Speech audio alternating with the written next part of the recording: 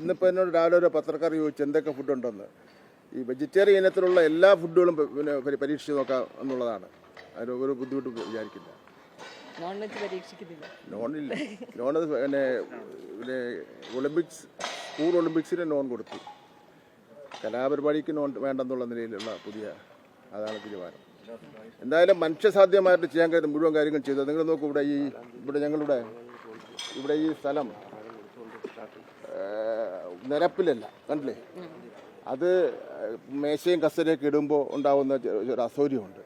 അതുകൊണ്ടാണ് food committee chairman പറയുന്ന പോലെ അഡീഷണലായിട്ട് നമ്മളൊരു തട്ടടിക്കാൻ വേണ്ടി തീരുമാനിച്ചത്. ഞാൻ നേരത്തെ പറഞ്ഞ പോലെ 10 ലക്ഷം രൂപ അധികം ആവുകയാണ്. അപ്പോൾ പൈസ ഒന്നും ഞങ്ങൾ നോക്കുന്നില്ല. സൗകര്യങ്ങളും കുട്ടികൾക്ക് എന്തൊക്കെ സൗകര്യങ്ങൾ ചെയ്തു കൊടുക്കാൻ പറ്റും അതെല്ലാം ചെയ്തു കൊടുക്കുകയാണ്. പിന്നെ വേറെ പ്രശ്നമുണ്ട്, ഇതൊരു കൂട്ടായ്മയാണ്. ഞങ്ങളെല്ലാവരും കൂടെ കൂട്ടായ പരിശ്രമം നടത്തുകയാണ്.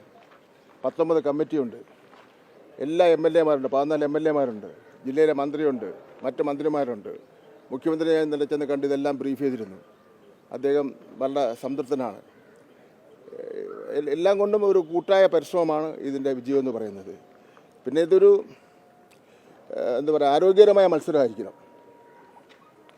മാനുവൽ പ്രകാരമേ മത്സരം നടക്കുകയുള്ളൂ. അതിന് വിരുദ്ധമായിട്ട് ആര് പെരുമാറിയാലും മാനുവൽ പറയുന്ന നടപടിക്ക് വിധേയമാകും. 4-ാം തീയതി രാവിലെ ഇവിടെ പ്രഭാത ഭക്ഷണം വിളമ്പുന്നത് ധനകാര്യമന്ത്രിയാണ്, ശ്രീ ബാലഗോപാലാണ്.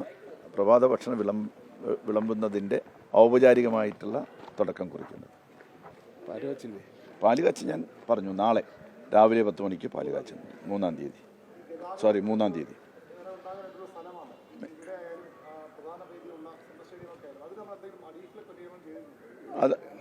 അതാണ് ഞാൻ നേരത്തെ സൂചിപ്പിച്ചത്. ഇവിടെ എന്തായിരുന്നാലും ഉച്ച സമയത്ത് ഒത്തിരി ബസ് വരാനായിട്ടുള്ള സാധ്യതയുണ്ട്. ഏതാണ്ട് 10-15,000 കുട്ടികളെയും പിന്നെ രക്ഷിതാക്കളും ഒക്കെ ആയിട്ട് വരുന്ന വാഹനങ്ങളുടെ ഒരു പെരുപ്പമുണ്ടാവും.